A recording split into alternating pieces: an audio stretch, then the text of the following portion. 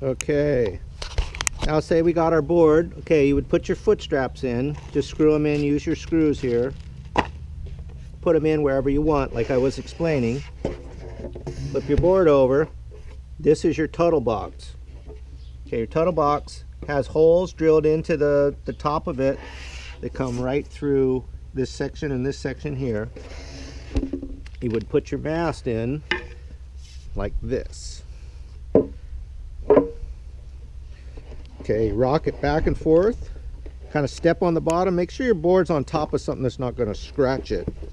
Okay, rock it back and forth. I recommend that you put your screws in, tighten them up, then rock it again a few more times. And if you notice that it's making noise or anything while you're riding, like say you did some big jumps or something that loosens up, come back into the beach, tighten it some more. Okay, take your tuttle screws here, put them into the holes, line them up. Okay, put them in like this. Find the other one, put that one in.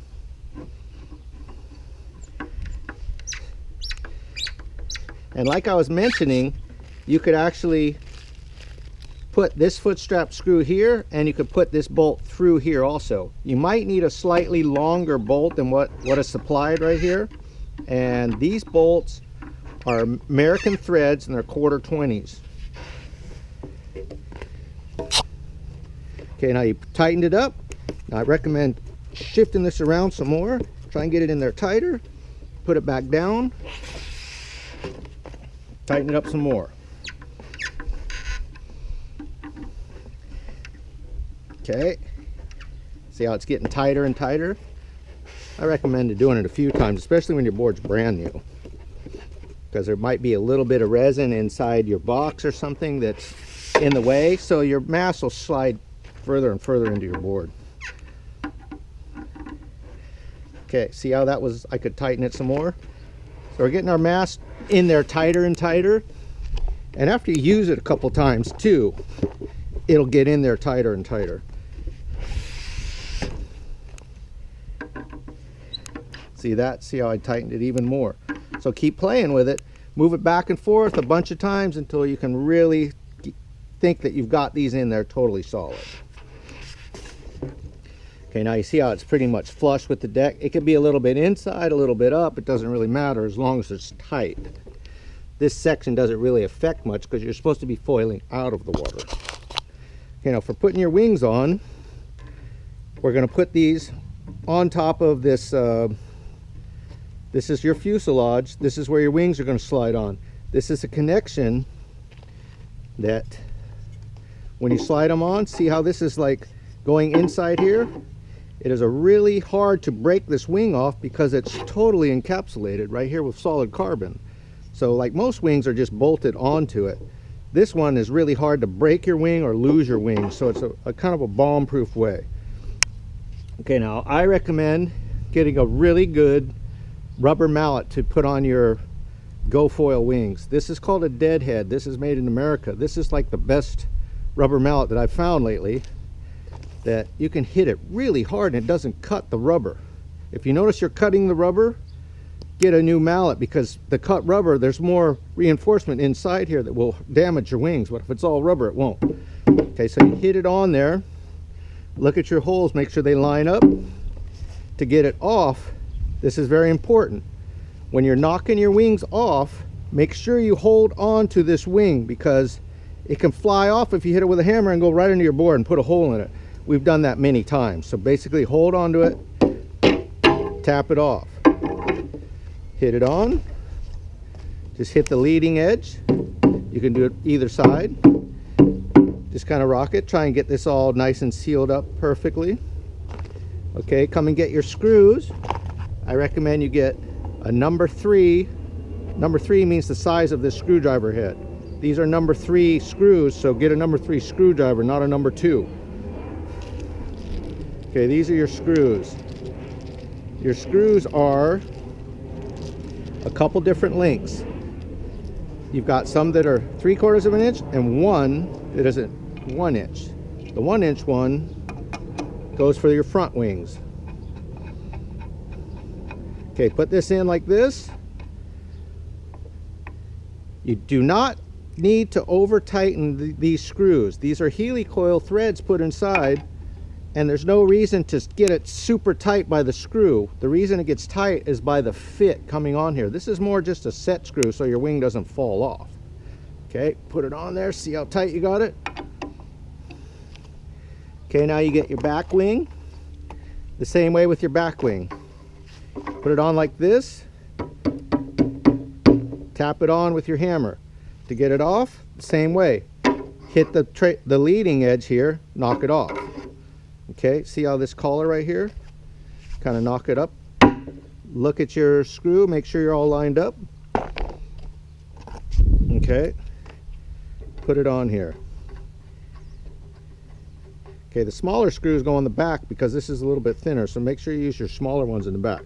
The same thing, don't over tighten. There's no reason to try and crank the heck out of this thing because it's not going to make your wing tighter. Okay, and this makes for a bomb-proof, rock-solid foil. This is all solid carbon and stuff through all of this. The wings, there's built reinforcement inside here as well. All of this is attached. Super, super strong. This has been sanded to like a 2000 finish. If it gets feels a little bit rough, just get some super fine, 1600, whatever you have with you or available to you, of wet and dry. Get some water and kind of sand it up, get it nice and smooth. Otherwise, you can just ride it straight out of the box the way it is. Okay, what I don't like about other foils is having a connection right here. This two-piece connections between this and this, they're really good for shipping, but they're not very good for longevity. Eventually, this usually fails where this connection is. If it's all solid carbon and stuff inside here, this can all stay together. This is all a very, it's all tied together when it's built to where there's solid carbon going this way, solid carbon going this way. All the resin has stuck it all together. If you have bolts holding this whole connection here eventually can fail, and usually will fail within about 6 months. Knock off your wing. Don't worry about hitting these things hard. This thing is all solid carbon. Like, you can wail on this as long as you have a good rubber mallet. Remember, deadhead makes the best one, I think, in America. Okay, now we're going to get our race wing. Our race wing we can put together like this. You can either put it together while it's on there or put these two screws in through this wings right here. It's got two threads inside the wing itself here. This wing fits on top of this tail piece. Okay, so screw these on. What this gives you is a bunch of different combinations if you buy both sets of wings. I recommend buying both sets of wings right in the beginning because everything will be fitted to it. If you try to buy them after the fact, they don't fit as good as if they're making them all fit together at the factory the first time. If you know you only want the all-around wing, then just buy the all-around wing and you can save yourself a couple $100. Okay, now these screws you can put in fairly tight, these two. The ones that go in here, there's no reason to get them super tight. These ones are pretty bomb-proof in here, and they're really hard to mess them up. These ones, if you crank the heck out of them, you can actually pull them a little bit, and they might not work as well anymore. Okay, so this is your race wing. Sits on this, what we call the pedestal. Fits on there. Same thing with your hammer. Tap her on there. Line up your screws. You see how hard I can hit this thing? Since this is all solid carbon everywhere, you don't have to worry about it. Just make sure your board's on top of something while you're doing all this. The grass or the beach or whatever. Okay. Put this in here like this. Again, don't super crank these. You can crank them pretty hard, but don't go crazy with it. Don't think you're going to pull out the torque wrench and tighten them. Okay, now I've got a race back wing with an all-around front wing. So what the race tail wing helps you do, it's I can adjust the lift of this like I was saying before. You put a little spacer under here, like a little piece of cardboard, like say from a cereal box, or a little piece of Mylar, or even if you want a lot of lift, you could put, you know, actually a stainless washer. Okay, so you're pitching it, like if you pitch this way, that drives the front of the board up out of the water. If you pitch it this way, it brings the nose of the board down. So the opposite of what the front wing is doing is what the back wing is doing. This one is affecting the front wing by taking the front wing that way. If I put it this way, it's taking the front wing this way. So basically, you can adjust this back wing, get more lift or less lift. So you can have different combinations. You can have the all-around wing with more lift, less lift. You can have the race wing. You could put the race wing with the all-around tail wing. So there's a bunch of different options here, which is what we're trying to go at here. Okay, so number 3 screwdriver, a nice rubber mallet, dead head makes a really good one. Okay, now say you want to do your foil covers. Your foil cover, this one for your wing, like say you're transporting in your car, you know, you're going to the beach all the time, you don't want to get dinged in your car.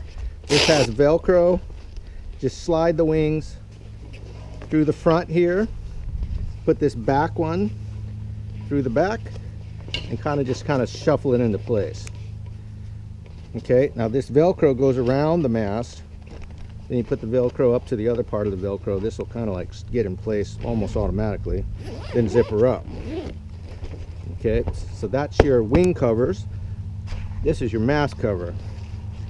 The mast cover has a little bit wider place at the bottom. This is in case you have the plate foil. The plate foil is wider at the bottom than, like for instance this one, or say you had a, you know, a sword foil or something, they would have a wider plate.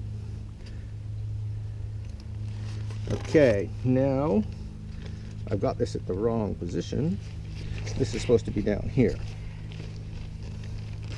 I was looking at going, how am I going to connect this? So you connect this like this, put the zipper on,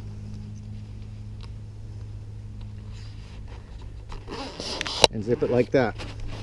Now, like I was saying, this zipper is a little bit defective, so put a tiny bit of super glue on this back edge to right when, as soon as you get it before you're using it, because this piece is breaking. If this breaks, you can still pull this zipper with your fingers. Okay, so this is a good way to transport it in your car.